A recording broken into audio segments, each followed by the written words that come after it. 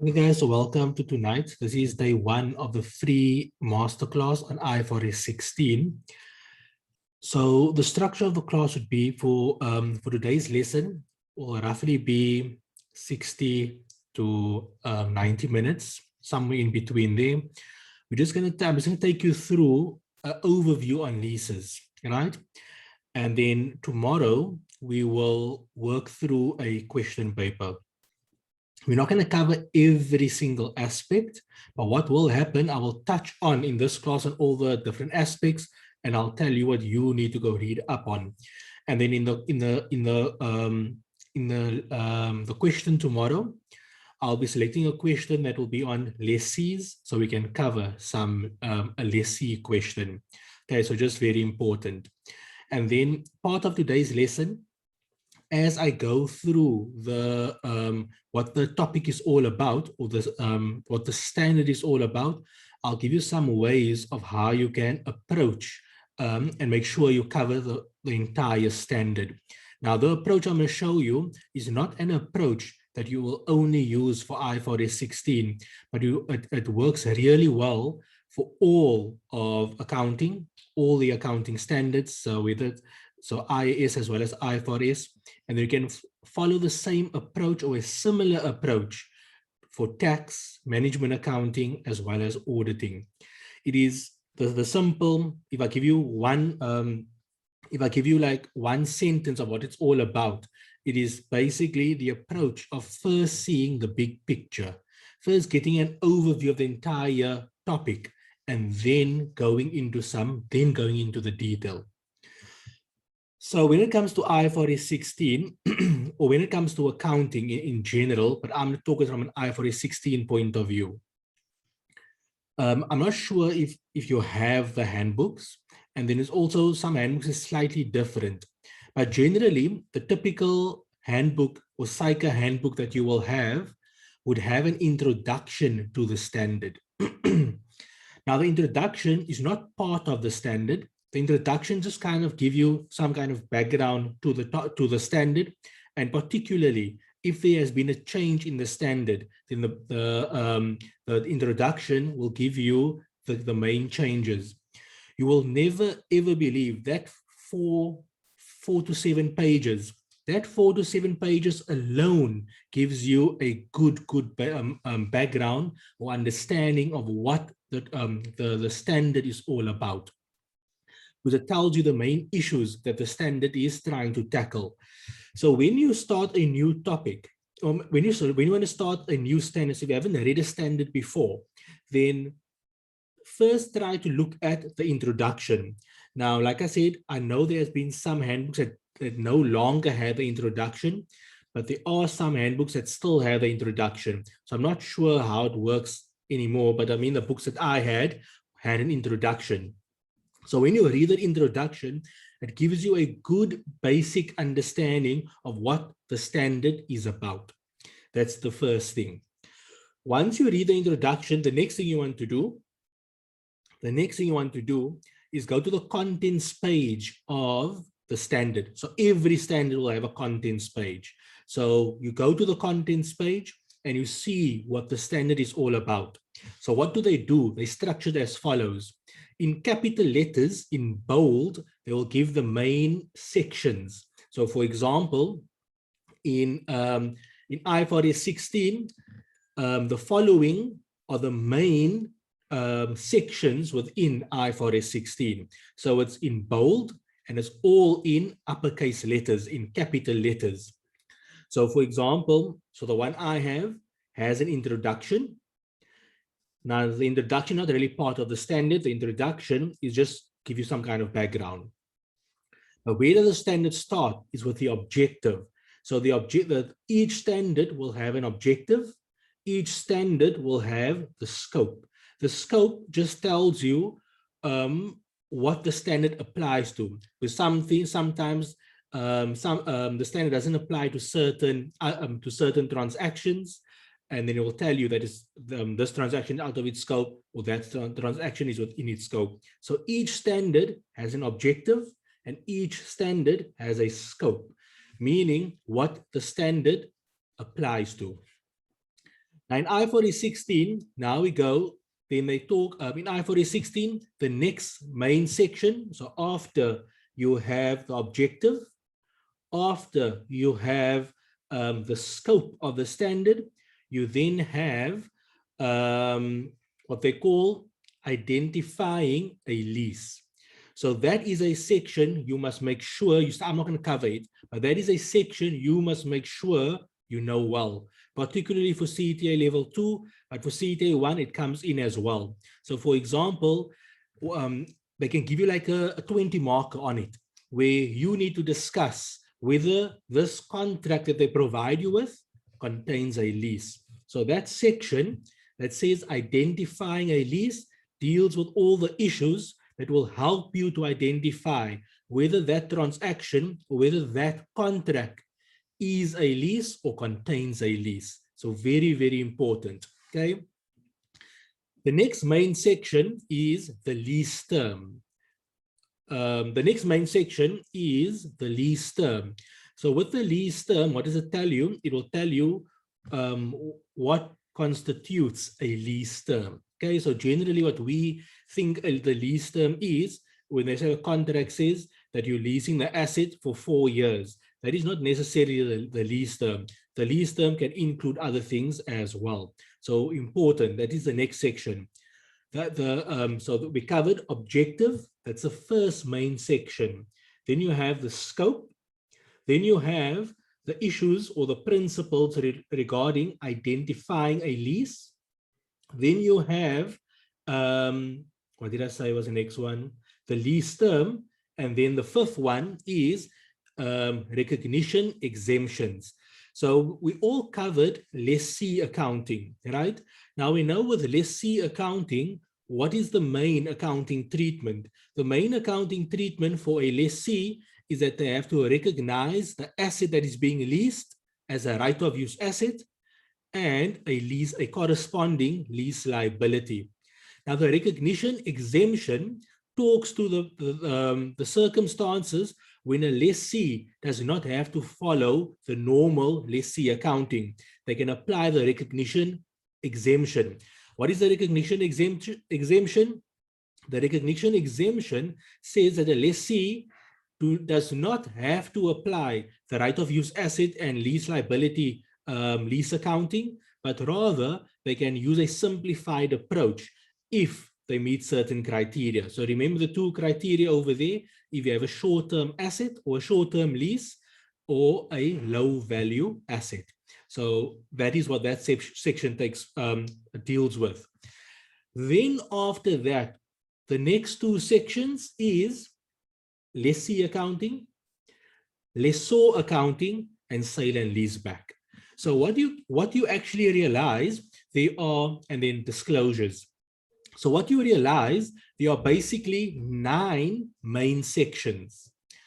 Objective, scope. The objective is like very basic. It just, the objective always tell you this standard deals with A, B, C, and D. So for example, with leases, it will say the objective of IFRS 16 leases is to establish the principles relating to recognition, measurement, presentation, and disclosure in the financial statements for lessees and for lessors. So the objective is basically like that, 1 or 2 paragraphs. Okay, so the first one is objective, very basic.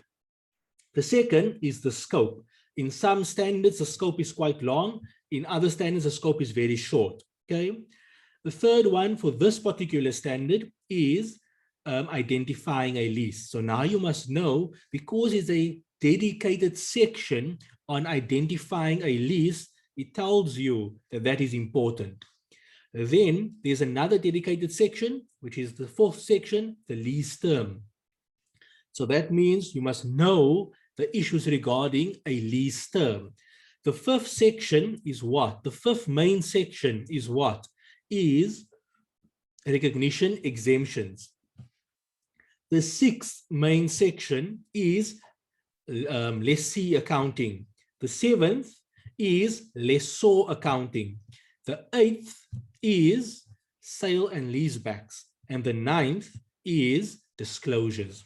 Now, actually, disclosure comes before sale and leaseback. Okay, and actually, you can ignore disclosures because disclosures actually come under lessees and under lessors. So basically, there's 8 sections: objective, scope, recognition exemption, lease term. What did I miss out? Sorry. Objective, scope, identifying a lease, lease term, recognition exemption. What was the other one? Lease accounting, lessee accounting, lessor accounting, sale and leaseback. Those are the 8 major topics. So now, or the major sections within IFRS 16.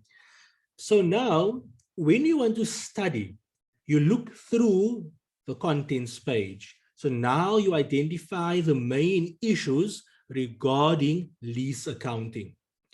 And you can do this with every other standard. So by reading the introduction, you have a big picture overview of what the standard is about. By reading the contents page, you can see all the significant issues. Now, what you must do when you attempt a question, because remember, we are in CTA level here. So by being in CTA level, it means you have some background to accounting. So when you attempt a question, you may not exactly know what is happening, but as you go to the question, what must trigger to your mind, which of those major 8 sections does it apply to? Or which are the major 8 sections does it fall within? So for example, if you look at lessee accounting, so you know, if they ask you regarding the accounting for lessees, you know there's a major section. Now, like I said, there are 8 major sections in lessee accounting. I mean, there's other stuff as well, but I'm not talking about that. So there's 8 major sections regarding lessee accounting. It is all in capital letters, uppercase, and in bold.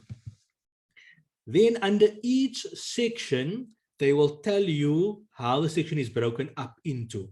Then they'll break up that section into smaller sections. So for example, under lessee accounting, they will break it up into recognition and measurement. So now you know what are the big issues over there is the recognition and measurement, and I think presentation. So that is how you try to familiarize yourself with the standard. So now when you attempt a question and you find yourself under lessee accounting, all you go do is you go read up on lessee accounting and you go to IFRS 16, you go to lessees and you read all the major issues, and then you go back to the question and you try to attempt it. As you try to attempt it, you sit with your book next to you and you see how it, if there's anything you can use that is applicable. You will never believe there's so many stuff in there that will help you to actually answer your question. Once you are done answering the question, you now compare to the solution.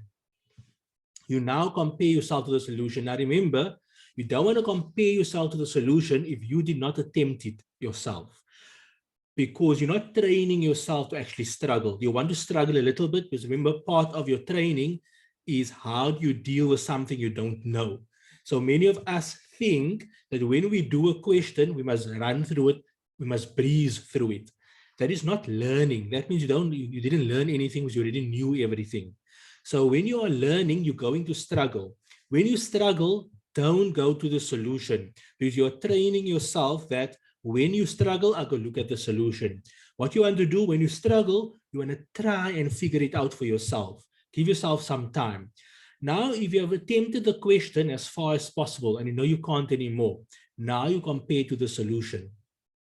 You try to follow what the solution is doing, but while you are looking at what the solution is doing and you're comparing your answer to the solution's answer and seeing where you go wrong, sit with IFRS and you have a look to see, okay, so they did that. See how can you find it within IFRS. So now that you know you are in lease, you are dealing with lessees, you know you must just look under that section for lessees. You will know whether you're dealing with recognition or measurement. Then you go to that section on recognition and measurement. You will never believe that is a simple method, or maybe not so, it's simple and effective. Takes time, but it's simple and it is effective. It's not necessarily going to be in 5 minutes, but that is how you will learn to use the accounting standards. That is how you're going to learn when you're answering a question, how it fits in, how are you complying with IFRS? Because now you, as you're answering it, you know you saw it within IFRS. Like the example I usually give to students, as much as very easy to explain it this way. If you do a depreciation calculation for PPE in IAS 16, property, plant and equipment, there's a section on depreciation. So when you do a calculation depreciation, to sit with the standard and then just see how your calculation actually complies with what IFRS IAS 16 is telling you. So that is how you learn to use a standard. Most of you are working, so you're working full-time and you're studying part-time. The chance of you being able to sit and read IFRS before you attempt a question is highly unlikely because your time is limited. So you need to find alternative strategies that is sustainable. When I say sustainable, it's not a quick fix. It is a way that it actually helps you to learn. And it's not just something where you're studying the night before. It's not a strategy of that nature. I don't promote last minute studies. I don't promote that whole thing where you do a quick, what they call it. They call it, I can't remember what they call it. But anyway, but it's like, so I look for ways that is different, because you have to find a strategy that is different to a full-time student. A full-time student has a whole day to study, where a part-time student does not. So you need to find a mechanism that provides real learning that is sustainable, but it still fits within your circumstances. So one of the main, if I can say, barriers or obstacles that you have to overcome is time. So one way to do it, as you're doing a question, you work through the standard. So that is an approach. So now that you know what IFRS 16 is about, we will spend some more time in going through the major issues within each. So like I said, the objective is for you to read. You will read it in 1 minute. The scope is for you to read, okay? Identifying a lease, you must read that. It's about, I think, like 1 page, right? Remember, IFRS is like a handbook like this. So I think it's about one or two sides. Okay, so you read identifying a lease. Now, that's this, IFRS splits it up between, so the main heading is identifying a lease. The second main heading under there is the separate components of a lease. And then below that, they break it down further. The issues or the components relating to a lessee and the components relating to a lessor. So you must know which perspective you are looking at from. So that is for you. So that's 3. The fourth one, very quick, not bad at all, is the lease term. Okay, so the lease term that you can also go read up on. Just to tell you, the typical lease term would be whatever the contract says. If it's a 4-year, it's 4-year. But what you should know, most lease contracts have a renewal period. So for example, if you must look at ShopRite, Checkers, Woolworths, Truworths, all of those type of guys, they are all leasing those spots in the mall. Most of their leases is probably like 5-year leases, but within that contract, they have probably, the contract says the initial lease period, 5 years, with the option to renew the lease for 3 more periods, with each period being 5 years. So what you notice, if they decide to exercise that option, they have the lease for 20 years. The initial period plus 3 more periods, which is 4 periods. Each period is 5 years. So 4 times 5 is 20 years. So you need to factor that in. So under that section on lease term, they will tell you that you will need to factor in using certain circumstances. So for example, in a for a retailer, do you think they will not exercise that 3 periods? The chance of it is slim. They don't operate like a pop-up shop. The retailers don't operate like a pop-up shop. They want that lease for a long-term basis, right? So based on how their business works, based on their reputation and all of those type of stuff, they will most likely exercise the option. So what would you do? Your lease term is not 5 years then. Your lease term is actually 20 years. So that is what the section on lease term talks about. The fifth, so we said objective is for you, scope is for you, identifying a lease is for you. We touched on lease term, but you can read up in more detail. The fifth one is recognition exemption. The recognition exemption applies to lessees. Okay, so remember the standard lease application, the standard lease accounting for lessees is by recognizing a right of use asset and a corresponding lease liability. Now, the recognition exemption says when there's a low value item and or a short-term lease, then you can apply the recognition exemption. The recognition exemption says there's no need for you to recognize a right of use asset and to recognize a lease liability.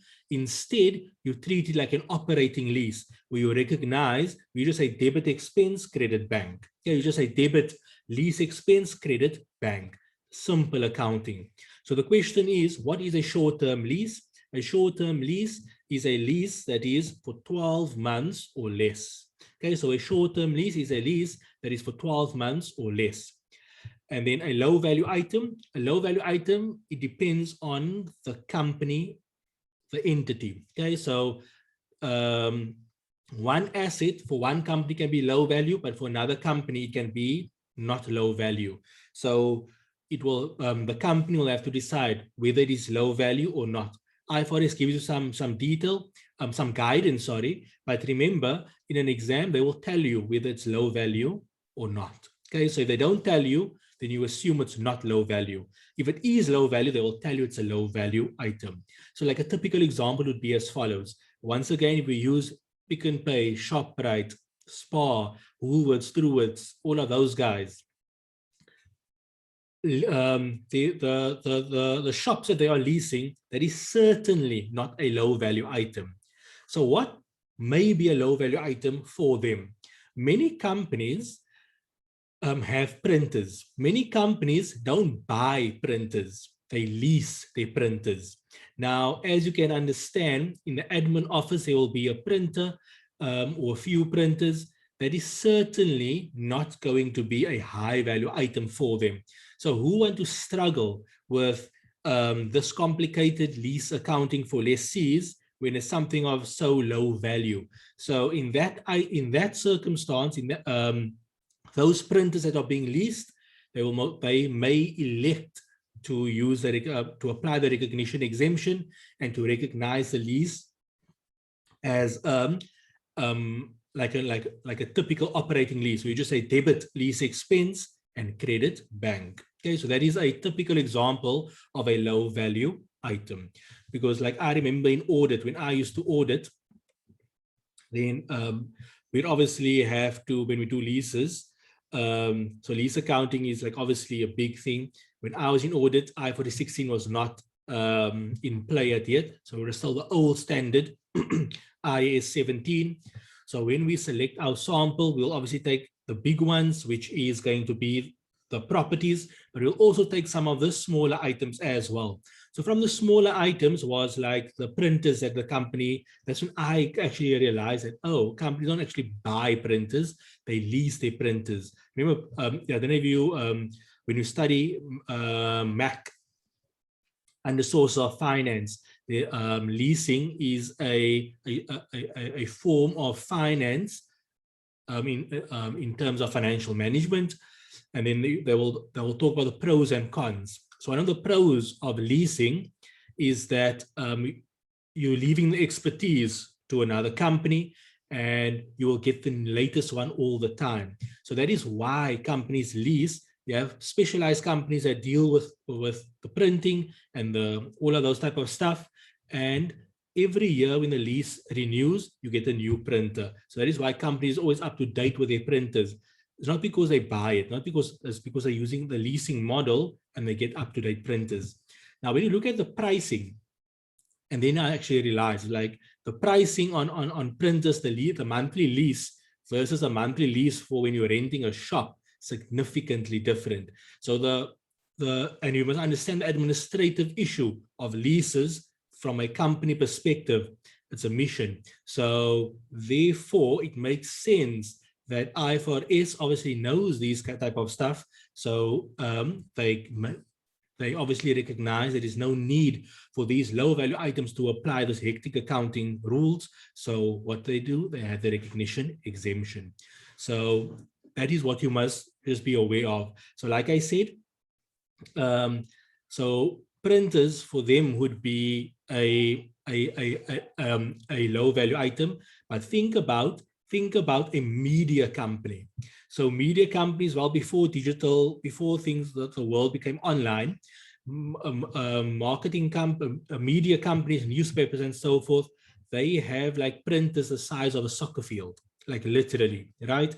So that printer there, still a printer, but would that then be a low value item? And the answer is no, because based on their circumstances, that is certainly not a low value item. That is core to their business, and the cost and the amount of that lease will obviously be significant. So just be aware of those type of stuff. Okay, so objective is for you to read. Scope is for you to read. Identifying a lease is for you to read. Please don't underestimate this. It's a big question. If it does come in, it's huge. Lease term for you to read some further. No need to have sleepless nights. And then we discuss recognition exemption. Now we come into the big aspects. Lessee accounting and lessor accounting. So I'm going to spend most of the time on lessee, and I'll touch on lessor. Before I jump into lessee, I just want to tell you that when you deal with IFRS 16 leases, and this don't only apply to leases, I'm only mentioning it from a lease perspective because the masterclass relates to leases. But this applies to any topic within accounting. When you study, remember ultimately you're going to write an exam, right? So you're going to prepare for your exam. Remember, you on a higher level, you want to prepare on how will you have an impact in the workplace. Okay, so if you're an auditor, how will you be able to audit effectively? If you're a financial accountant, how will you be able to add some value to the finance team? Remember, the finance team, adding value for them is not being able to do the work because there is an expectation. Adding value to them is being able to have some further analysis or some further impacts and so forth.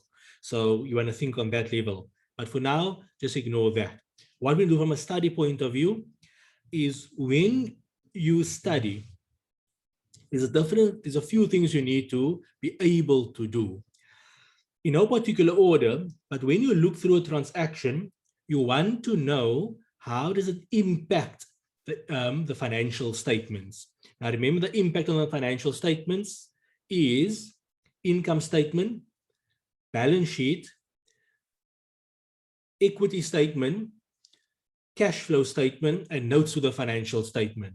Okay, so not every statement is applicable, but when you think of financial statements, you think of those 5 things: income statement, balance sheet, equity statement, cash flow statement, notes to the financial statements. Now, the 3 statements that would be applicable over here is the balance sheet, is the income statement, and is the note to the financial statements. So when you deal with your question, You want to be able to see how this transaction impact those financial statements. That's number one. The second, you'd want to be able to perform the necessary journal entries. Very important. Number three, you'd want to be able to discuss it, because in sometimes they won't ask you to do journal entries. They won't ask you to present it on the financial statements. They will tell you to discuss. Write a discussion to the CEO or to the finance manager, to the financial director on the impact of this transaction in accordance with IFRS 16. So you must be able to discuss it. So if you can discuss it, if you can perform the journal entries, and if you can do the financial statements, then you will certainly be on the right track. So you want to be able to handle all of those. And then lastly, for all of those three, you need to be able to do number four, and that is to do the necessary calculations. Sometimes they'll just ask you for calculation, but in the other three, calculation is implied. Okay, you can't put something on the balance sheet if you don't know how to get to the amount. You can't put something on the income statement if you don't know how to get the amount. You can't do the notes if you don't know how to get to the amount. The discussion, you won't be able to discuss the impact if you don't know how to get to the amounts. Journal entries, you can't complete journal entries if you can't calculate the amounts. So calculation is important. So make sure, and this applies to every standard, you must be able to discuss it. You must be able to know the impact on the financial statements. Remember, this whole course is financial reporting. What's the objective of financial reporting? To provide users with financial information that is useful for decision making. What financial information? Where do they get the financial information? In the financial statements. So you must know the impact on the financial statements. So it's discussion, financial statements, and journals. Those three things you must always make sure you can do. And as a default, because you need to be able to do those three, you must be able to do number four, which is do the calculations. Okay, so remember, when you study, make sure you can think across all of those areas. Can you discuss it? Can you perform the journal entries? Do you know the impact on the financial statements? So now we're going to go into lessees. The thinking approach, when you get a lease question, the first thing you want to do is to identify the companies in the transaction. The first thing you want to do is to identify the companies in the transaction. There has to be at least two companies, two parties. The second thing you want to do is identify who is the lessee and who is the lessor. Even if you know lessee accounting and lessor accounting 100%, if you get the person wrong, no matter what, whether you do 100% lessees, but it's actually the lessor, you're going to get 0. And whether you know lessor is 100%, but it's actually the lessee, you'll also get a 0. So that is why the first thing you want to do, identify the parties within the transaction, and then identify which party is the lessee and which party is the lessor. And to make it crystal clear, don't leave it over here, write it down. So write down, draw a square block. You don't have to be an artist. Right? You have to draw a block, and you put the company name, draw another block, put the company name, and then say lessor and lessee. You need to make sure you identify that. Okay, that is the first thing you want to do when it comes to a lease transaction. Now that you know who is the lessee and who's the lessor, so if they ask you for that person, then or that company, then you know you're dealing with lessee accounting. If you're asking for this company, then you know you are dealing with lessor accounting. So now when we come to lessee accounting, in lessee accounting, there's basically two major aspects. Number one, for any asset, for any liability, for basically any asset or any liability follows the same thing. three things: initial recognition, subsequent measurement, and derecognition. So all assets, all liabilities follow that pathway. Initial recognition, the first time it comes onto your books. Derecognition, when it leaves your books. Subsequent measurement, while it's on, how do you treat it while it is on your books? Okay, that's the life of that asset or liability. So when we come to lessee accounting, at initial recognition, we are focused on we need to answer two questions: when to recognize and at what amount. So the two questions we need to ask: when to recognize and at what amount. So when do you recognize the lease transaction for a lessee? It is at the commencement date. So it is at the commencement date. Now it's very important, there are two dates when it comes to leases. You have the inception date and you have the commencement date. Very important to know the definitions of the two and when to use the inception date and when to use the commencement date. So for initial recognition, we use the commencement date. The commencement date is when there's a whole proper definition, but basically it is when the lessee has the right to use the asset. Okay, so it's when the lessee has the right to use the asset. So that is the commencement date. So at the commencement date, that is when you recognize the from the lessee perspective, the lease transaction. The next thing would be at what amount. And this is where at initial recognition, you're going to say debit asset, credit liability. The asset we call right of use asset. The liability we call lease liability. Okay, so at what amount? Debit right of use asset, credit lease liability. When? At the commencement date. So the question is, how do we calculate the right of use asset? How do we calculate the lease liability? Now we're going to do it on Excel in the example tomorrow. I'm just going to touch on the major aspects in this class. So to calculate the right of use asset amount, there are four components.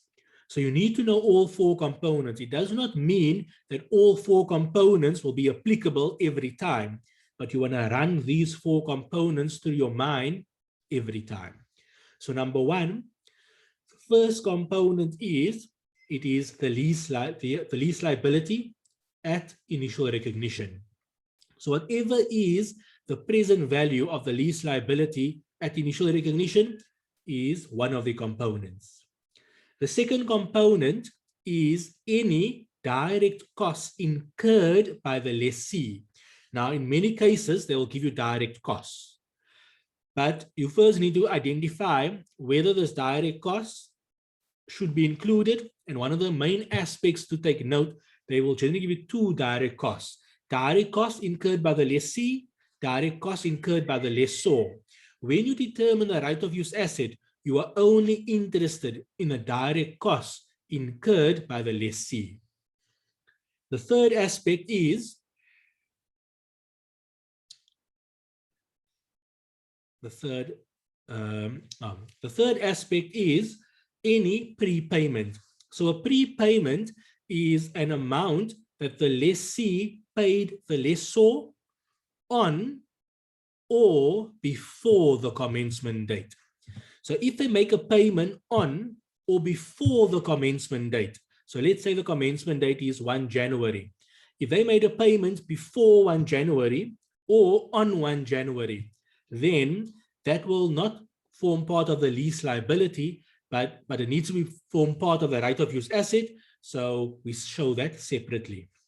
So number one, it is the lease liability, the present value of the lease liability. Number two, it is any initial direct costs incurred by the lessee. Number three, it is any prepayment. So what is a prepayment? A payment made by the lessee to the lessor on or before the commencement date. And then number four, it is any decommissioning liability.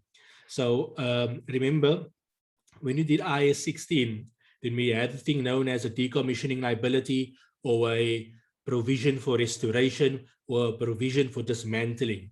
So sometimes the asset you are leasing requires some cost to reconstruct the rand to its original condition, or you have equipment that needs to be broken down in a safe manner. So there'll be a cost incurred to break down the asset into a safe manner. So that is a decommissioning liability, or a provision for restoration, or what was the other thing? Provision for dismantling. Okay, so if that is the case, then that will be the fourth one. Now, this will most likely take place for you guys. The reason being is decommissioning liability falls into the topic provisions, contingent liabilities, and so forth. IAS 37. IAS 37 is one of the topics for test 4. So it's easy for them to bring it in because in a one-time testing, IAS 37. So just take note, the chance of there being a decommissioning liability in your lease question is high because of the fact that this topic is one of the topics of test 4. So the 4 components of a lease right of use asset: the present value of the lease liability at initial recognition, any initial direct cost incurred by the lessee. Now remember, initial direct cost is a cost that is only incurred as a result of entering into the lease. So for example, incurring lawyers' fees. If you did not enter into the lease, you do not need to incur lawyers' fees. So that is why you can include it in the cost of the right of use asset. Then it is any prepayment. Remember, prepayment, an amount made on or before the commencement date. And then number 4, it is a decommissioning liability, a provision for restoration, a provision for dismantling. Those are the 4 components that can be included in the calculation of right of use asset. Now remember, all 4 components will not always be there. It will, those are the 4 components that can be included. Yes, Tabang, you can ask your question.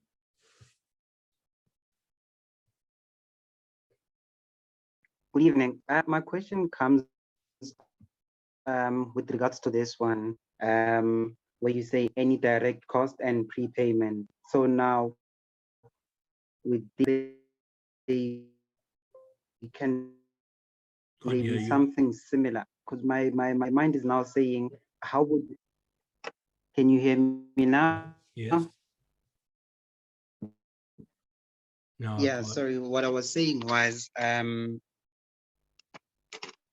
okay. Yeah. What I was saying was with regards to direct payments and prepayments. If it's done by the lessee, you say we add it back, we add it on to us.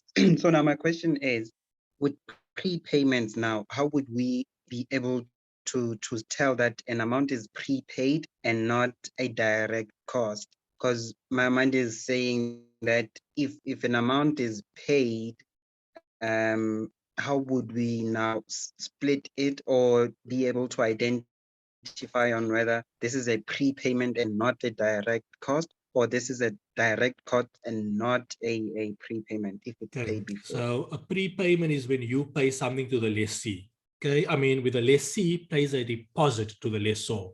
So in most cases, in order to secure the lease, you make a deposit. So if you just think about it, many people, if you rent a house, then the standard practice is that the lessor, so if I must rent a flat, the standard practice is that the lessor asks for 2 months of rent as a deposit, right? So then they just withhold that.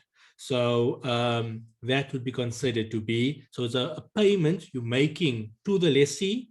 I'm sorry, it's a payment that the lessee is making to the lessor for the lease. Okay, it's just that the payment doesn't happen after the commencement date. The payment happens before the commencement date. A direct cost is when you're paying lawyers to handle your contract, something like that. That's a direct cost. So it's crystal clear to pick it up in the exam. You don't have to have sleepless nights about it. But I hope that answers your question. Does it? Yes, it does. Okay. The example helped me. Thank you very much. So those are the 4 components that will be, those are the 4 components that is used in calculating the right of use asset. Now remember, you don't have to have all 4 components, okay? But you write down those 4 components. You want to see if it is there. Now, if you remember, one of the components is the lease liability. So that means we must be able to calculate the lease liability.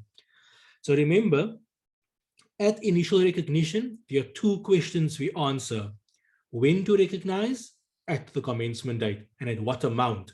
So the what amount is for right of use asset and for lease liability. At initial recognition, we say debit right of use asset, credit lease liability. We went through the 4 components for a right of use asset. Now we're going to go through the 5 components that is required for a lease liability. Number 1, it is, and remember, we're only focusing on future payments. So payments after the commencement date. So that is any fixed lease payment, any variable payment, any variable payment that is linked to an index. So it's very important. It's not any variable payment. It is only a variable payment that is linked to an index. An index would be the CPI rate inflation. In many examples, that they won't include this one, but what they do in most cases, there is a variable payment, and the variable payment is linked to sales. Now, a variable payments linked to sales is not an index. Sales is not an index. So that variable payment that is linked to sales will not be included in your lease liability calculation. Very, very important. So number 1, fixed lease payment. Number 2, a variable lease payment that is linked to an index. If it's based on sales, that is not an index, so will not be included in this variable payment. Number 3, it is a guaranteed residual value by the lessee. So the lessee promises the lessor an amount at the end of the lease term that is known as a guaranteed residual value. Number 4, there's an option to buy the asset at the end of the lease term, and the lessee will do it. Okay, the lessee decides he will exercise that option. And then number 4, it is any penalty for early termination. Now, most leases have a penalty for early termination. What's very important to take note over here is that you only include the penalty for termination if the lessee expects to terminate early. So even if the lease contract have a termination clause, a termination penalty, if the lessee is not expecting to terminate early, you don't include it. Similarly, the lease contract may include an option to buy the asset at the end of the lease term. If the lessee is not expecting to exercise that option, you do not include it. So it's very important when you include the amounts, it must be that it's in the contract, number 1. And then number 2, there must be an expectation that the lessee will be either early terminating or exercising that option. So what are the 5 components? Number 1, fixed lease payment. Number 2, variable lease payment linked to an index like CPI and not sales. Number 3, a guaranteed residual value. Now remember, this guaranteed residual value must be guaranteed by the lessee or someone related to the lessee. Number 4, the option to purchase the asset at the end of the lease term. And number 5, a penalty for early termination. Now remember those last 2, it is only if the lessee is expecting to make use of those options. Okay, so very important to take note. What you will know is many questions that's going to come your way that will have a variable payment, but that variable payment is linked to sales. That will not be included in the right of use asset and the lease liability. But please do not forget to recognize that transaction. It is simply going to be debit, variable lease payment, credit, bank. Okay, so that journal entry is simply debit, variable lease payment, credit, bank. So very important to take note, it's not included in the right of use asset and lease liability, but you still need to recognize it. Many malls, so for example, at the waterfront, their contracts is as follows, and I'm pretty sure Canal could have the same, and probably most major malls.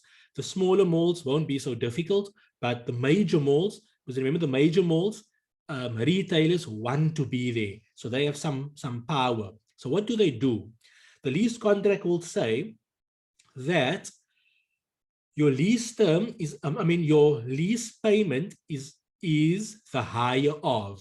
Your lease payment is the higher of, let's say, 10,000 Rand per month or 1% of sales. That's what they do. So if you audit and you audit retailers and so forth, you would come across and you will see the lease contract. So like a lot of the audits I did had leases. And then, so I did quite a bit of lease testing as or lease audits of leases. And then you will see what the contract says, that it is, the contract will basically say like this: the lease payment is, let's say, 1% of turnover or a minimum of 10,000 Rand per year. So for example, like COVID hit, right? So maybe turnover is lower.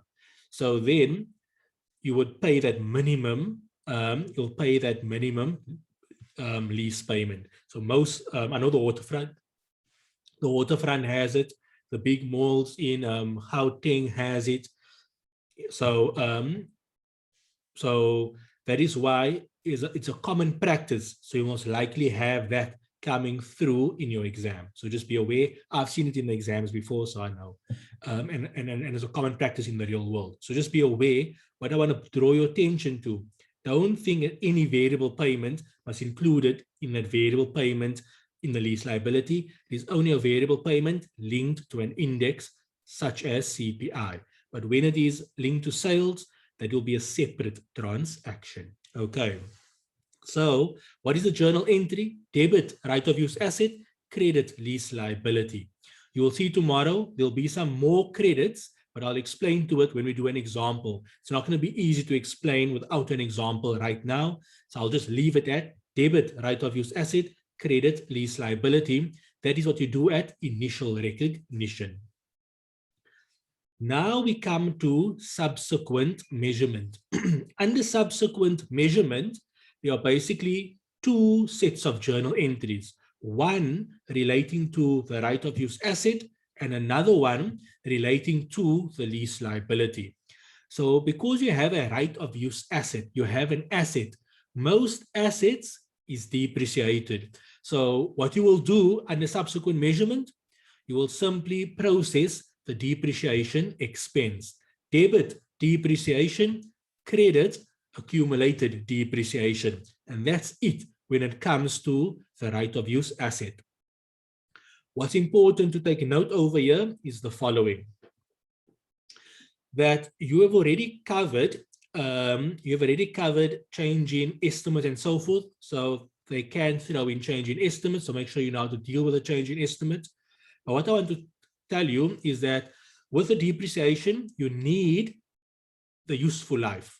Okay, so there's a separate section in the standard. So under IFRS 16, under the main section, lessees, there's another section called subsequent measurement. Under subsequent measurement, you can either have the cost model or some other measurement model. For our purposes, we're going to stick to cost model. Under cost model, they will tell you what the useful life is. So it's one of two choices. So remember, for the right of use asset, it's under subsequent measurement, debit depreciation, credit accumulated depreciation. To calculate depreciation, you're going to need the useful life. So what is the useful life? It's one of two things. So you first test for the first one. The first one is, if you have the option to buy the asset at the end of the lease term, and you're going to exercise that option, or the asset transfers to you at the end of the lease term. So the first option is if the asset is going to transfer to you as the lessee at the end of the lease term, or you're going to exercise the purchase option. Then the useful life is the useful life of the asset. Okay, so then the useful life would be the useful life of the asset. The second option is if it's not the first option.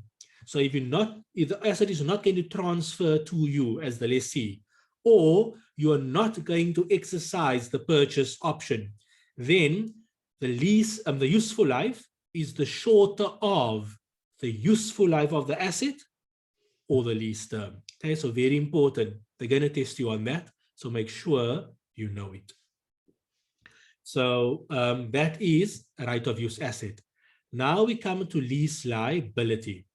Under the lease liability is a form of financing. Okay, so the lease liability is a form of financing. I'll take the question now. So with a form of financing, if you have a bond or if you have a vehicle finance, what happens? A monthly payment goes off your bank to the monthly payment goes off your account to the bank. So it's credit bank and it goes to whoever provided you with the finance. That amount that the finance provider receives, they use it for two things. They use it for the interest charge and they use it to reduce your capital, okay, or to impact your capital amount. So basically, the journal entry for lease liability would be credit bank with a lease payment, and then you're going to debit interest expense. Then you will either debit or credit. So the balancing figure will either be a debit or a credit to the lease liability. So what is the journal entry? Credit bank with a lease payment, debit interest expense, P&L, and then you're going to debit or credit. The balancing figure is going to be a debit or credit to the lease liability. Now remember, how do you calculate the interest? The interest is equal to the following: present value of the lease multiplied by I. What is I? I is the rate implicit in the lease, or the lessee's incremental borrowing rate. Okay, so one of those two rates. Yes, Lelo?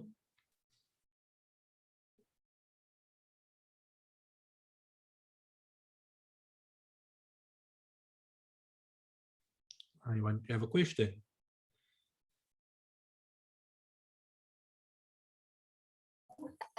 Evening, guys. Sorry, I was searching for the unmute button. My question is with regards to the determining the depreciation amount. You said that it's the shorter of the lease term and the period if there's no transfer of ownership or something like that. So my question is, what if there's an extension of the lease term? What if the lessee expects to actually exercise the extension of the lease? So remember, your lease term, at the inception of the contract, you need to determine this aspect. So at the inception of the contract, remember there are two dates. You have the commencement date, which is the date when you do the initial recognition, and that is a date when the lessee has the right to use the asset. Inception of the contract is the date where the lessee and the lessor agrees to the major terms of the contract. Okay, so at the inception date, the lessee must already know what he's going to do. So the lessee doesn't tell the lessor. Maybe they do tell each other, but there's no need for him to tell the lessor. But basically, the lessee will decide at that point in time whether he will exercise the exercise the option to purchase the asset or exercise to extend. So you need to know at the beginning of the contract what you're going to be doing as a lessee. So if the lessee expects to extend, to renew to exercise the option to extend the contract, then that means his lease term will include those. So like I said, like with ShopRite and Pick n Pay, the initial period is 5 years, but they have an extension for, let's say, 3 periods of 5 years each, which totals to 20 years. At the inception of the contract, they already know they're going to be there, let's say 20 years. Remember, you don't have to exercise all 3 periods. You may say you're going to exercise 2 of the periods, but just to keep it simple, let's say they already know they're going to stay there for the 20 years. So when they do their lessee accounting, they will base it over 20 years and not 5 years. So if they must do depreciation, let's say, for example, if they had to do depreciation, the lease term is 20 years. And then they will have to compare whether the useful life is longer or shorter than the lease term. Okay, so I hope that answers your question. Yes, you did. Thank you. Okay. So subsequent measurement, we said there are 2 sets of journal entries, one relating to the right of use asset and one relating to the lease liability. So for the right of use asset, debit depreciation, credit accumulated depreciation. For the lease liability, credit bank, and then debit interest expense, and then debit or credit the lease liability. That will be the balancing figure. Now, like we said, for the lease liability, there may be that variable payment linked to sales. So please don't forget to include that journal entry as well, which will be debit, variable lease payment, credit, bank. Very, very important. Then under the right of use asset, if the right of use asset includes the decommissioning liability, remember, there will be a subsequent measurement transaction relating to the decommissioning liability. So this was covered also in PPE, but basically the decommissioning liability, if you do have a decommissioning liability or a provision for dismantling or provision for restoration, whatever it's called, if you have that provision in your right of use asset, there is a subsequent measurement transaction relating to that item. Remember the typical transaction relating to that item is debit interest expense and credit the provision for dismantle, the provision for restoration, the decommissioning provision. Okay, so simply debit interest expense P&L and credit the liability. So the variable lease payment and the decommissioning thing could be something in addition to your normal subsequent measurement. You won't find the decommissioning aspect in IFRS 16 because that is an IAS 37 topic. Now, like I told you, IAS 37 is one of the topics within Test 4's topic list. So therefore, make sure you do know it. So that is basically the basics of IFRS 16 lessee accounting. What you should know is that there are some further aspects that you must be aware of, but that is for you to go do self-study. I'm not going to go into those details, but it is got to do with a reassessment and a lease modification. So there's a difference between a lease modification and a reassessment. So when there are changes to the lease, certain changes will be considered a reassessment and certain changes will be deemed a lease modification. The way you treat a lease modification versus a reassessment is different. So make sure you go through those criteria. Okay. So that is what I wanted to cover so far. So what we dealt with, we said the objective, that is for you to go and study. Like I said, it's going to take you 30 seconds. Then the scope. You want to go through the scope just to get an idea of what IFRS 16 applies to. Then we said you must, this is very important, identifying a lease, something like it's called. So this is very important. Make sure you go over this. Number 4, the lease term. Number 5, recognition exemption. Number 6, what is number 6? It is lessees. Lessees. Okay, so lease accounting for lessees. Now number 7, it is lease accounting for lessors. Okay. So lease accounting for lessors, once again, if you look at the contents page, they will break that lessors into further sub areas. So one of the some of the main stuff is that when it comes to lessors, the first thing you have to do when you're dealing with lessor accounting is to classify the lease. Remember, for lessees, all leases is treated like a finance lease, unless you apply those recognition criteria, those recognition exemptions. Whereas for a lessor, you could either have a finance lease or an operating lease. So therefore, the classification of the lease for lessors is critical. That's the first thing you must do when you are dealing with lessor accounting. And that is to classify the lease. Remember, you want to be able to discuss the classification. So make sure you know the aspects relating to classification. So the question would be, what is a finance lease and what is an operating lease? So let's first discuss what is an operating lease. So an operating lease is any lease that is not a finance lease. So that's the definition. What is an operating lease? It is any lease that is not a finance lease. So what does that mean? You need to know what is a finance lease. So the standard gives you criteria to help you determine if a lease is a finance lease or not. So if it is a finance lease, if it meets any of those criteria, then it is a finance lease. If it does not meet those criteria, it will be an operating lease. So there are 5 criteria. It can meet any one of those 5. It doesn't have to be all 5. It can be any combination. It can just be one of it, then it will be a finance lease.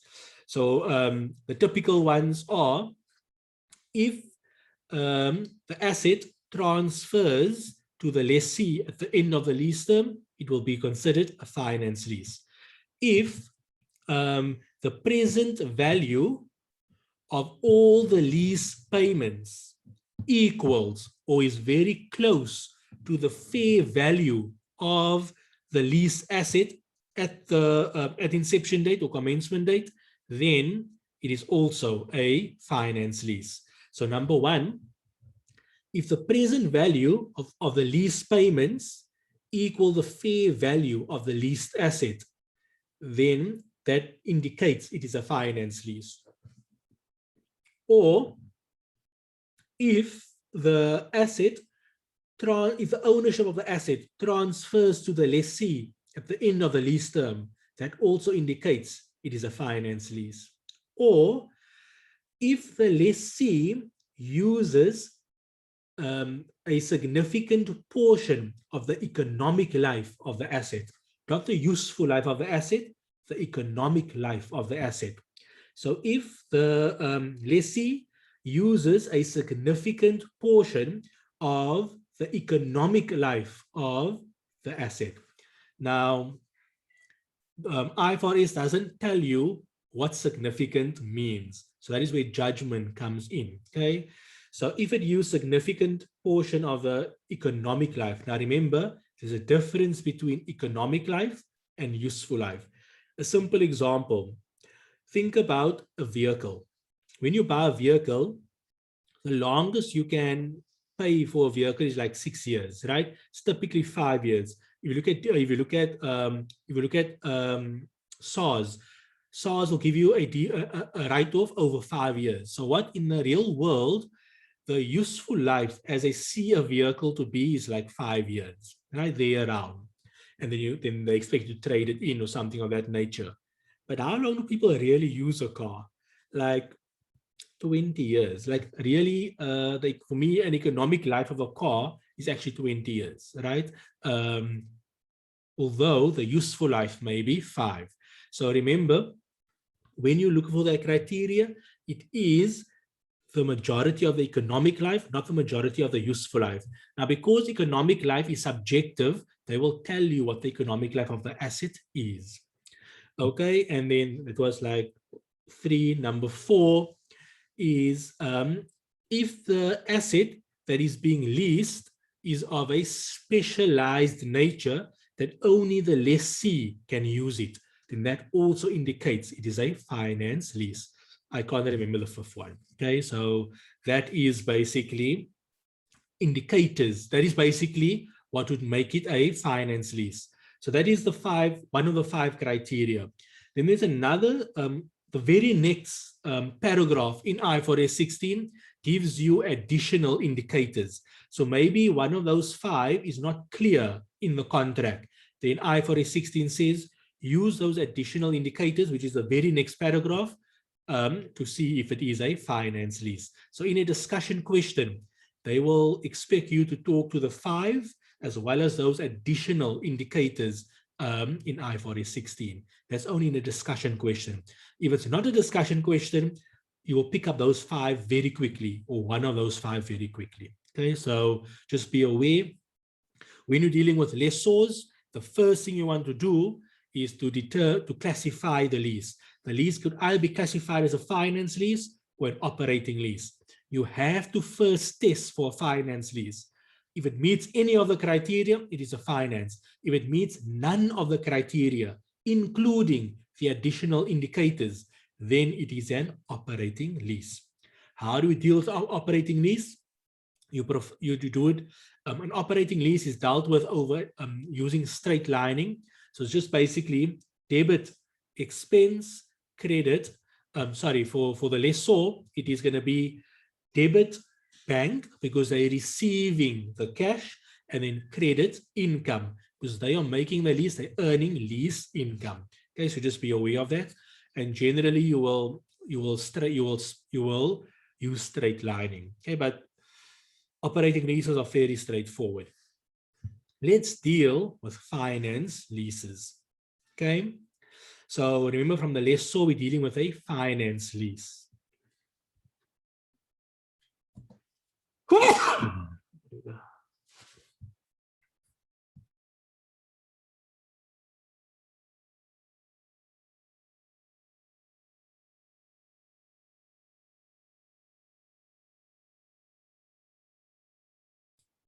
So for lessors, we're dealing now with finance leases. So basically, when it comes to a finance lease, there are 2 aspects over here. Number 1, from an accounting perspective, we basically deem the lessor to have disposed of the asset. And then the second aspect is that we kind of deem the lessor to have provided finance. Okay, so basically the lessor is acting like the finance provider, the provider of finance. Okay, so just take note of that.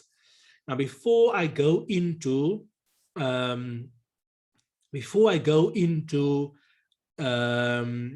finance leases for lessors, I want to take a step back and I want to take you to PPE. Okay. In PPE, when we dispose of an asset, how do we dispose of an asset? What do we do? Okay. So we dispose of an asset at carrying value. What is carrying value? Carrying value is cost price less accumulated depreciation. So carrying value is cost price less accumulated depreciation. So we dispose of an asset at carrying amount. What is the journal entry? When you get rid of an asset, you credit the cost of the asset and you debit the accumulated depreciation of the asset. Now, when you dispose of an asset, you're most likely selling it for cash. So you're making money. What is cash? Cash is bank. Cash is increasing. Bank is an asset. So assets is increasing and asset increases on the debit side. So the journal entry so far looks as follows. Debit, bank, you received money. Credit, PPE, cost, debit, accumulated depreciation. Then, remember, you dispose of an asset at carrying value. So when you compare the carrying value to the amount you received, you're either making a profit or a loss. So let's assume we're making a profit. So then the journal entry would also include credit profit on sale of PPE. So in a normal sale transaction, what does the journal entry look like? Debit bank, debit accumulated depreciation, credit PPE at cost, and then debit or credit profit or loss on sale of PPE. In my example, we said it was a profit, so it's credit profit on sale of PPE. So that is basically how we'd have processed the journal entries when it comes to the disposal of PPE. Now just think about that just for 30 seconds. I'm going to give you 30 seconds to process that journal entries into your head. And then we're going to move from that. That is going to set the base for how I'm going to explain finance leases. So I'm going to give you 30 seconds.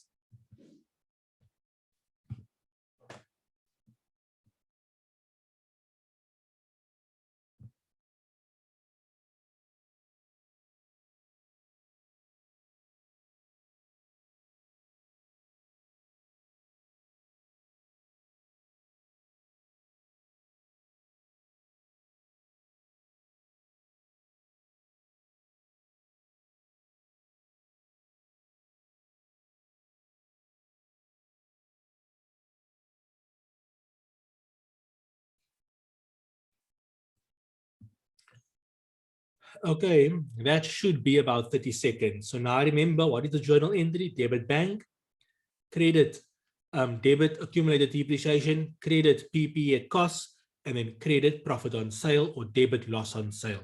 In my example, it's profit. Now we're going to transpose that thinking to finance leases. Remember, I said there's two aspects in finance leases for a lessor. It is deemed that the lessor has disposed of its asset, and it is deemed that the lessor is basically acting as a provider of finance, basically issuing the lessee with a loan. That is basically how accounting sees a finance lease for lessors. So like we said, when you dispose of an asset, what do? You're going to get rid of the asset at carrying amount. So you get rid of the asset by saying credit PPE at cost, debit accumulated depreciation. Now, the other debit, when we discussed the disposal of a PPE, we said it was bank. Now we're dealing with finance leases. The debit can't be bank because we're not receiving cash. We didn't sell it for cash. We are leasing this asset. But because this lease is a finance lease, accounting says it deems the lessor to have disposed of its asset, and we deem the lessor to be providing finance. So that debit is in effect a financial asset, which we call, basically, we want to think of it this way, loan finance. So you can call the debit for now, just for now, for the next 60 seconds, a loan asset or a financial asset. So not a financial asset, I just said for the next 60 seconds. So what do we have so far? Debit, this finance, loan finance, or say loan asset. Debit, accumulated depreciation. Credit, PPE at cost. And then credit profit on sale or debit loss on sale of PPE. Like I said, for my example, we're just making it the profit. So credit profit on sale of PPE. Now, the big discussion is that debit loan asset. So not a loan asset, it's not a financial asset, it's not IFRS 9. We're dealing with IFRS 16. So what is that debit? That debit is the financing. So on the balance sheet, what you're going to see, on the balance sheet of a lessor for finance leases, you're going to see an asset called net investment in lease. So that debit, in the PPE scenario, it was debit bank. In a in a finance lease for lessors, that debit is not bank, that debit is net investment in lease. I want you to see that comparison so that when you do a finance lease, you won't get confused. So if you know PPE, it is debit bank, it is debit bank, debit, debit accumulated depreciation, credit PPE at cost, credit profit on sale. When you deal with a finance lease, it is going to be debit net investment in lease, debit, what now? Debit net investment in lease, debit accumulated depreciation, credit PPE at cost, and credit profit on sale. But now here is where the thing happens. If you can see that part so far, that net investment in lease is only the balance that appears on the balance sheet. So on the balance sheet, under non-current assets, you will see net investment in lease. Now, just like carrying value of an asset is not an account. Carrying value of an asset is not an account. It is made up of two accounts, cost and accumulated depreciation. Similarly, net investment in lease is not an account.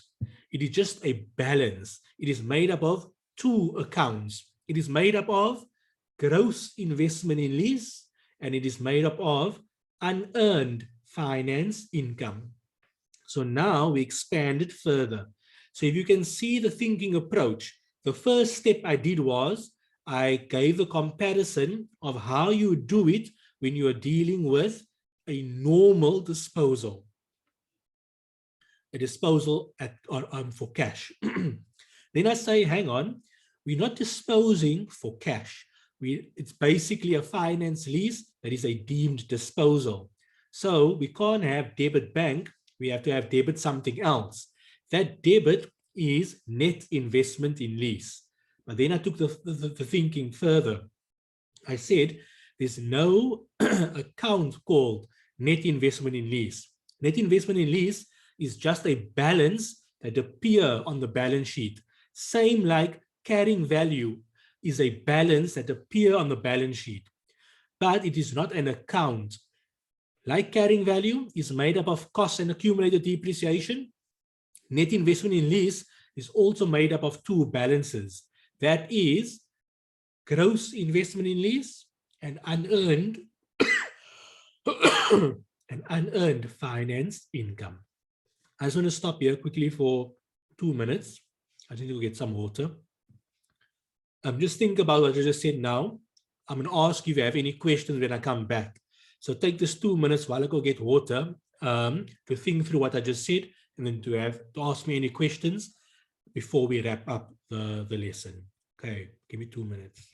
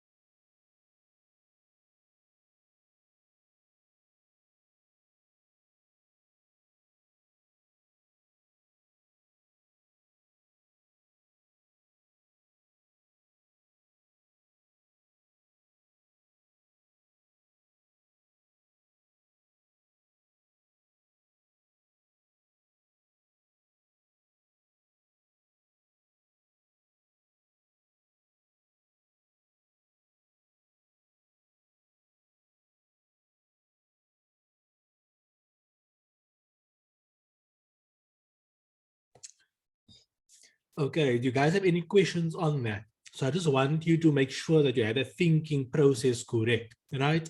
How do you think through going from, what did I say now? Going from a cash disposal of PPE to finance leases for lessors. So remember, for finance leases for lessors, it is basically a deemed disposal of the asset. So therefore, we must process the disposal. But like in a disposal of a cash PPE, disposal of PPE for cash, we say debit bank. We can't say debit bank for finance leases because we're not selling for cash. It is on a lease and it's a finance lease. So the debit is basically net investment in lease. But like we said, net investment in lease is a balance. It is not an account. So to get that balance is made up of two accounts, gross investment in lease and unearned finance income. So net investment in lease is basically gross investment in lease minus unearned finance income. However, the way you calculate it is as follows. So there are three numbers you must be able to calculate when it comes to finance leases: the gross investment in lease, the unearned finance income, and the net investment in lease. So the unearned finance income, so remember, net investment in lease is gross investment in lease minus unearned finance income. That is out from how you can think about it. But that is not how you calculate it. How you calculate it is as follows. Net investment in lease is the present value of the gross investment in lease. So net investment in lease is the present value of the gross investment in lease. So listen carefully. Net investment in lease is the present value of the gross investment in lease. Okay. So what is the gross investment in lease? That is all your lease payments plus an unguaranteed residual value. So just take note of that. Your unearned finance income is calculated as follows: gross investment in lease minus net investment in lease. So unearned finance income is gross investment in lease minus net investment in lease. So therefore, ultimately, we must be able to calculate two numbers: gross investment in lease and net investment in lease. But in order to calculate net investment in lease, you must know the gross investment in lease. Why? Because net investment in lease is the present value of the gross investment in lease. So you first need to know gross investment in lease. So you see the level of thinking. If you have it all jumbled up, it's going to be overwhelming. But if you can find a mechanism, an approach to thinking, and find similarities, then you will be able to break it down and make it simpler. Now, remember, your ultimate journal entries won't exactly be how I explained. The way I explained it was simply for you to get an understanding. The actual journal entries is processed slightly differently, but I'll explain to you that when we do a question. So the idea is to do a right of use asset question tomorrow, as well as a finance lease for lessors tomorrow. Okay, so that is finance, that is lessor accounting. We spoke about classification, we spoke about operating leases, and we spoke about finance leases. The only other thing you must be aware of, which I won't be covering, and that is manufacturer dealer, okay, for lessors. I won't be covering that. Lastly, we have sale and leasebacks. So just make sure you can deal with the sale and leaseback. I'm not going to go into detail with sale and leasebacks, but just for you to know that when it comes to a sale and leaseback, you need to first ask yourself the following question.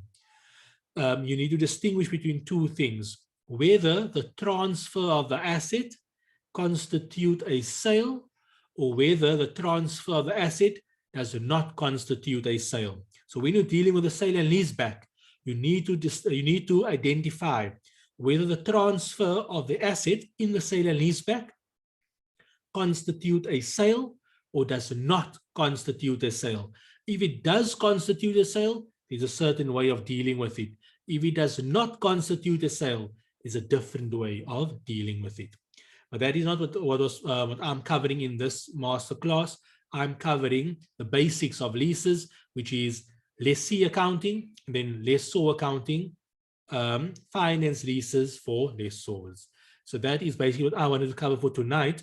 Tomorrow, what we will be doing, tomorrow we'll do question, a short question on lessees and a short question on finance leases.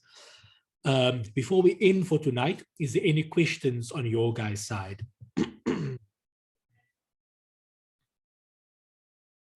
If there's no questions, you can go, but I'll wait for about a few minutes. If there's any questions, yes, Tabang, you can ask. With regards to test 4, is it solely on leases, or are there other topics that we're going to be covering as well? When you say test 4? Yeah, with regards to test 4, when we write test 4, is it Oh, you just on mean Eunice's test 4 exam? Oh, sorry, yes, that's what I meant. Sorry for that. Yes, no, it's going to be for all the topics within. So for fact 2, fact 4. So for fact 2, for fact 2 it is cash flows. For fact 4 it is cash flows and foreign subsidiaries. For fact 1 and fact 3 is exactly the same, which is leases, employee benefits. No. For fact 3, it is employee benefits, leases, provisions, and events after the reporting date. For fact 1, I don't think you do employee benefits. I cannot remember, but definitely leases and provisions and events after the reporting date. But leases will probably count about 50% of the paper.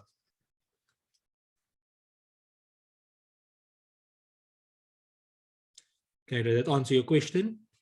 Any other questions? Yes, it does. Thank you. Any other questions? Yeah, Mandile, you can go. You can ask. Faiz, hello everyone. I'm not sure if you can hear me. Sorry? Can you hear me? Yeah, I can hear you. Can you hear me? Yes. All right.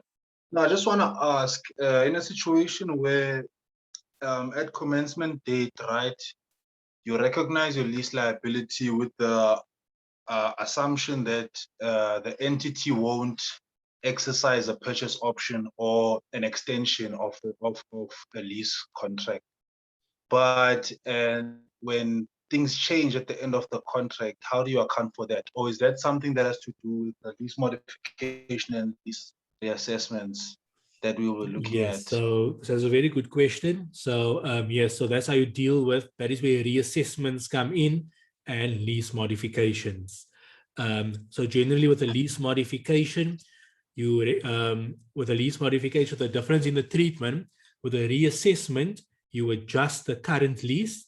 With a lease modification, what happens generally, you recognize a separate lease. So a reassessment happens in one of two cases. What was it now? The lease term changes, that would consider a reassessment. And if it's not that, then it'll be considered a lease modification. So there's certain criteria that you have to read through that will tell you what constitutes a reassessment. A reassessment adjusts the current lease. Then they'll tell you what constitutes a lease modification. And for a lease modification, in most cases, you will recognize a separate new lease. Any other questions? Okay. Yes. I just wanted to ask. Who's chatting here? Can you hear me? Yeah, but who are we talking to? Who's talking? It's Andile. It's Andile. Andile, okay.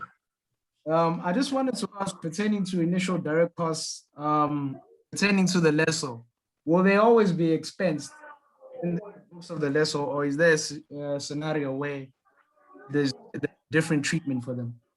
So for initial direct costs for the lessor, it can be included a certain way. So for example, that is why I must look at the definition when it comes to for gross investment in lease, and so it's very important to look at the definition for gross investment in lease and what constitutes gross investment in lease. But what's the important aspect is that initial direct cost is included in calculating the rate implicit in the lease for a lessor. Okay, so when you're dealing with lessor accounting, you're going to be required to calculate the rate implicit in the lease. And that is where the initial direct costs will be used for the lessor. Okay. So we'll Thank you do that very much. tomorrow. Okay. Okay. Thanks. Any other questions? If there's another question, you guys can go, and then I will call it in the next minute if there's another question. And then, Faiz, I have another question. So Yes. I don't know. Yeah, I just want to know from the top of your head, I'm not sure if you have the standard near you. Do you have an idea where we can find the 5 criteria for the determining whether a contract is a finance lease for the lessor? Because I've been paging through, I can't really see. Okay. So here's it. So what's the question again? The 5 criteria for determining whether a contract is a finance lease for a lessor. Yeah, so look at the contents page over here. Look at the contents. Can you see the contents page? Right. So here you can see introduction, objective, scope, recognition, identifying a lease, lease term, lessee. So here you can see identifying a lease and identifying a lease have separate smaller stuff. Then they have lease term, they have lessee. Under lessee, you have recognition, measurement, initial measurement, subsequent measurement, presentation, disclosure. You have lessor, and there they have classification of leases. Okay, so I'll take you there now. Then we have finance leases. Then we have finance leases. Under finance leases,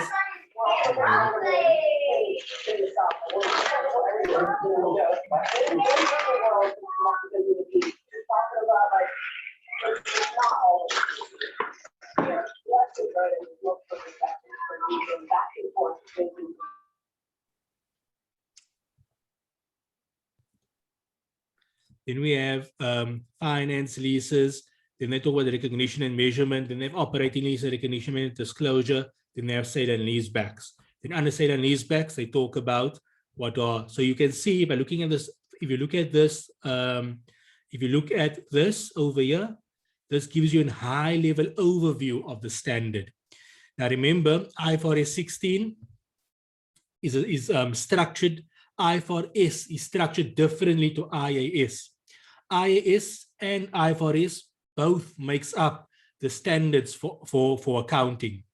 But IAS refers to the old board. The new board is called IASB. When the IASB was formed, they wanted to make it clear what they created versus what the previous board created. So any standard that the IASB created, they call it IFRS. Any standard that they brought forward or kept from the previous board, they kept the name the same, IAS. Now, when they structured IFRS, they have it like this.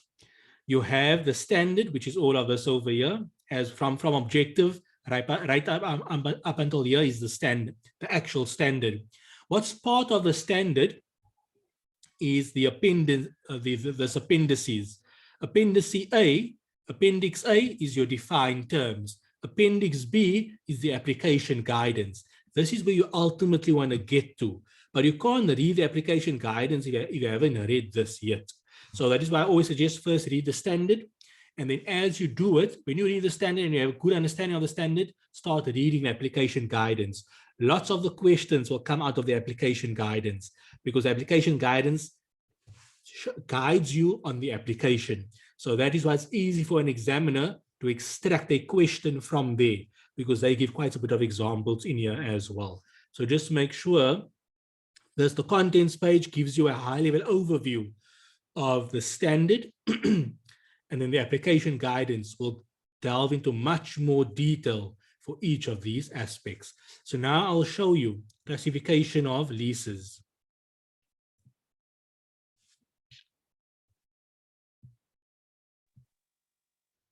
Now they just showed me on the, they just sent me a message on the chat.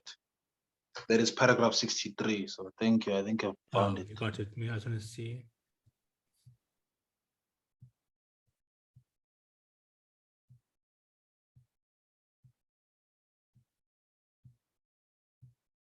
Yeah.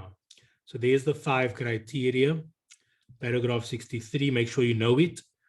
And then paragraph 64 is further indicators. Okay, so if you have a discussion question, you're going to use paragraph 63 as well as paragraph 64. Okay, is there any other questions?